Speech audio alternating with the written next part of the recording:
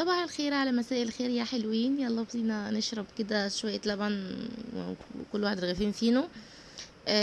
ده مش يعتبر فطار، ده يعتبر تحلية. لسه اصلا ما فطرناش، بس هنشرب فينو ولبن قبل ما ننزل. وكمان هعمل فطارنا.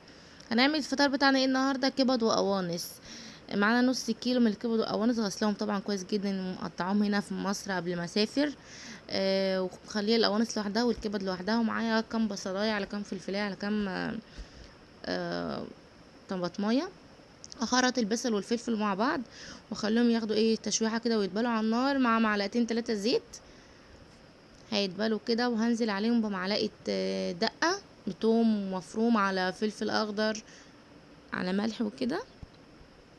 طبعا ده الفطار بتاعنا اللي احنا هنروح نفطر بيه على البحر، لان احنا يعتبر ما فطرناش، احنا شربنا لبن بس وكل واحد كده خد رغيفين فينو. ادي الدقه اللي بقولكوا عليها دي، طبعا دي معايا على طول جاهزه. ده فطارنا. هنروح نعمل سندوتشات كبد وقوانص على البحر. قعدنا ناكل كل يوم جبنه ولانشون وشيبسي والكلام ده كله لحد طبعا زهقنا منه، عايزين نغير في الاكل شويه. وفاكرين انتوا المكرونه اللي بالسجق اللي انا كنت عاملاها لكم، اللي انا كنت عملتها وانا معاكم كده؟ كلنا منها لما روحنا وفاض منها، ورحنا الشاليه سخناها وخدناها على البحر تاني يوم. بس كانت جميله قوي. كده دبلت اهي البصل والفلفل، هنزل عليهم بالقوانص ياخدوا تشويحه شويه، عشان القوانص عارفين ان هي بتاخد سوا شويه، لسه ما فكتش. هغطيها طبعا كده بالبصل والفلفل عشان سخن، يخليها تفك مع بعض.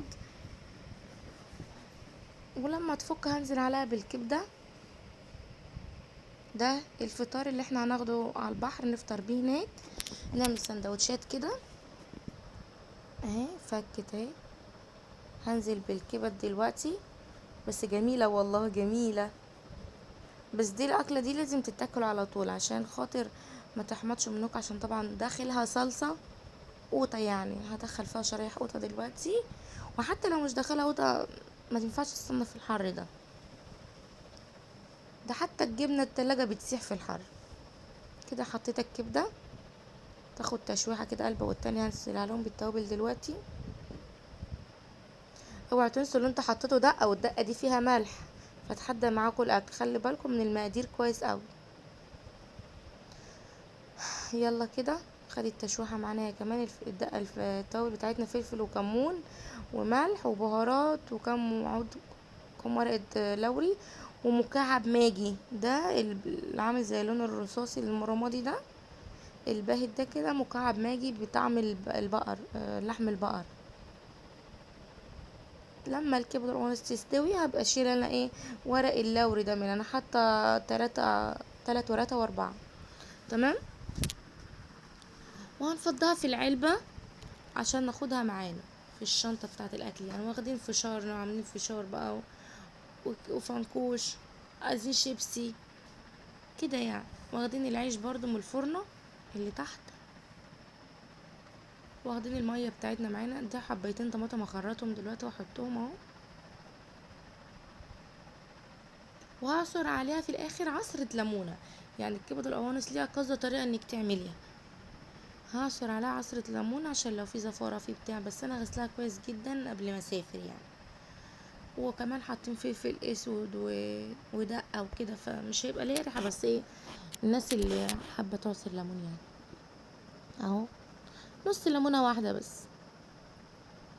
بص لازم احلفها على المصحف.